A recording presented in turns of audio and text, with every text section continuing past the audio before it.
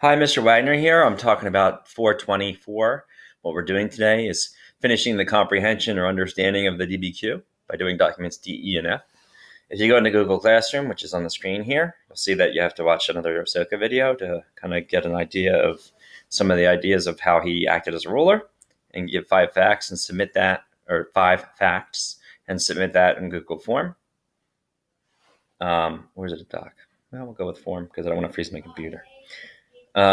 Next, you're going to complete documents D, E, and F. So I figured we'd look right at them. Excuse me. All right. So document D is a lot of edicts. So what Ahsoka did is create a good communication after he had his, I don't know what you call it, midlife crisis and decided to be a Buddhist and help everybody. He left these rock edicts that were like pillars that talk about him on there and how to be a good person and stuff like that from the Buddhist ideas. Or just like the rules, kind of like the Hammurabi's Code, but minus the cutting people's limbs off and stuff.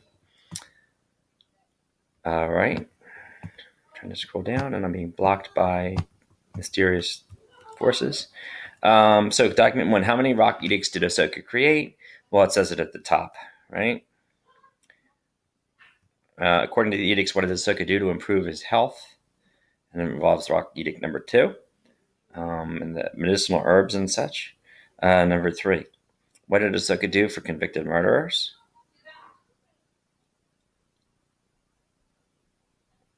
Basically made it so like a trial by jury, like you can have like a appeal, which that talks about an edict number IV, which is 4. In edict 12, honoring the faith of others, the person exalts his own faith.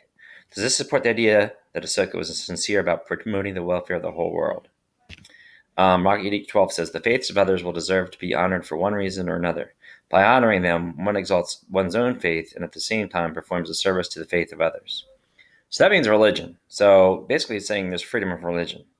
And if you respect their religion, then you're doing a good job in your religion. Buddhists are anti-violent. They are inclusive. Hindus is the dominant religion in India. And Hinduism eventually takes in Buddhism and says, yeah, sure, you're part of our stuff too. So Hinduism and Buddhism are more inclusive and religiously tolerant than most religions. So you could tie that in with your answer. Number 5 says, what does the map tell you about Ahsoka's level of commitment to his laws? If you notice by the map, there are the squares and triangles all over the place. So you can tell that he was very dedicated, probably because of how far he stretched out those areas that needed to hear, probably major population centers or cities. How can you use this document to answer the question, Ahsoka, ruthless conqueror or enlightened ruler? This document, document D, seems to make it sound like he's a pretty enlightened ruler, and he has these pretty just and fair laws. He makes it clear through communication to the people by putting edicts and pillars and rocks all over the place. There's a, what's that word that he mentioned in the John Green video? The other type of pillar that he put up too. So I would say he's a good guy. Document E talks about Edict 13. After the Klingon massacre / war, today, if 100th or 1,000th part of those people who were killed or died or were deported when Klingon was annexed were to suffer, it would weigh heavily on the mind of the beloved of the gods, Ahsoka. The beloved of the gods believes that one who does wrong should be forgiven as far as it is possible to forgive him. And the beloved of the gods wishes friendship with the forest tribes of his empire, but he warns them that he has power even in his remorse, and he asks them to repent lest they be killed. That's like buttering something up, but then making a threat. So this is complicated. This can be used either to argue that Ahsoka is a ruthless conqueror, or that, and he's just really smart, like be nice while you're threatening people. Or you can say that he's really nice, and he's just putting it in people-friendly terms and including all the tribes all over India, even if you're in the middle of nowhere. So beloved of the gods is like a nickname, kind of like when The Rock was a wrestler, the people's champ and all that stuff. According to Rock Edict 13, how does Ahsoka now feel about the conquering of Kalinga? He feels like remorseful and apologetic and sad that it had to go down that way. And it weighs heavily on his mind, and he's guilty. Feels guilty. Does Ahsoka? That's all in the first paragraph, by the way. Does Ahsoka believe he should be forgiven?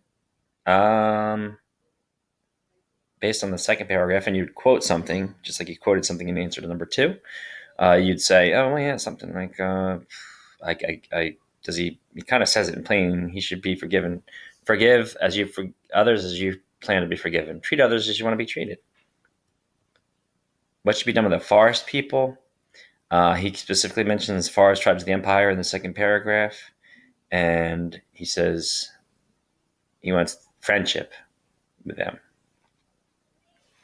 How can you use this document to support that he was enlightened, and then how that was ruthless? Because this document can be used either way.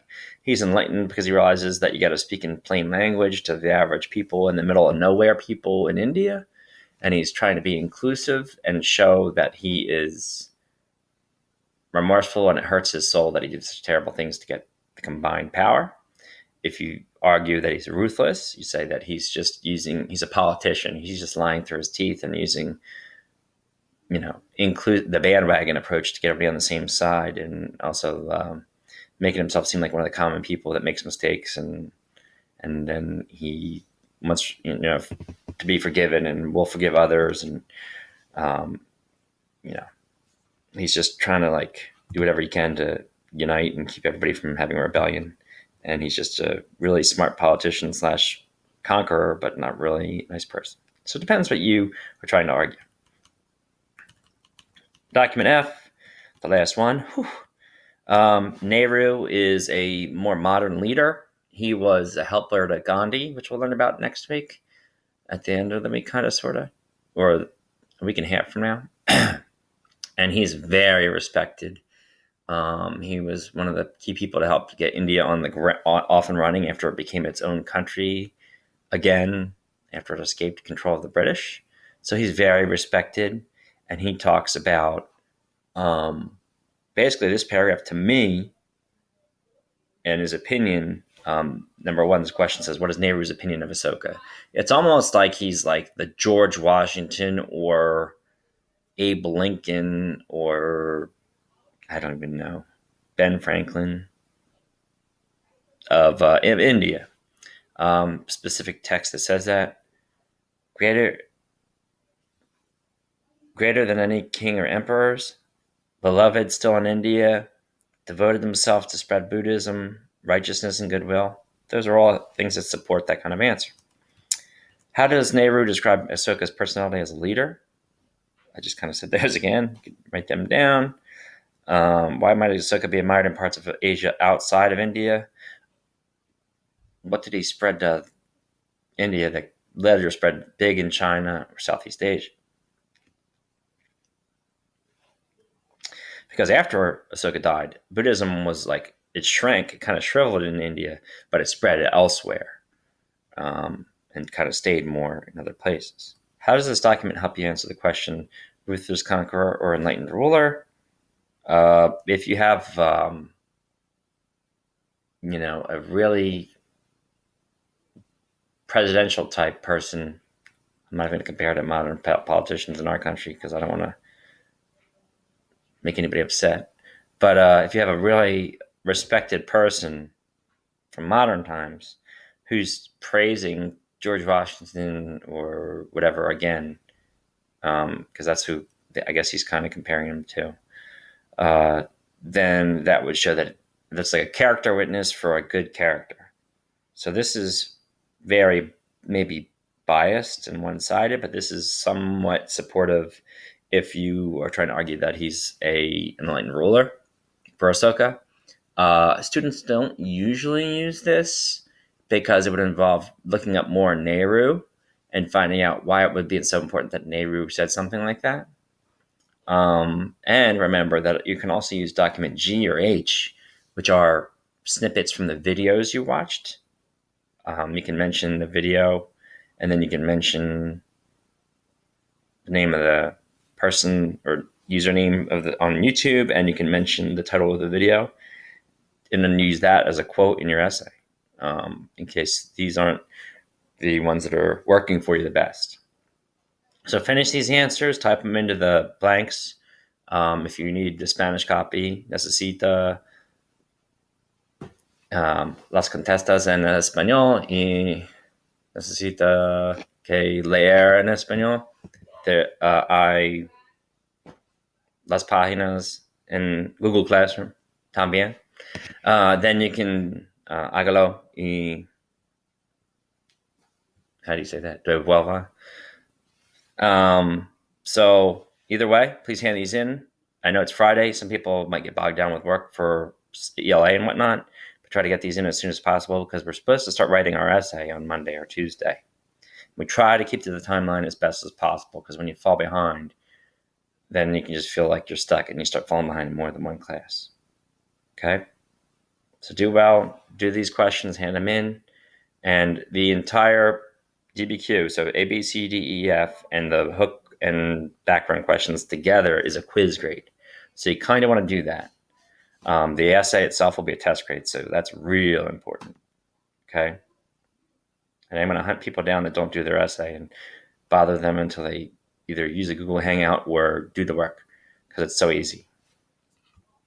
All right. Have a good weekend and finish up this work for 424. Thank you. Wagner out.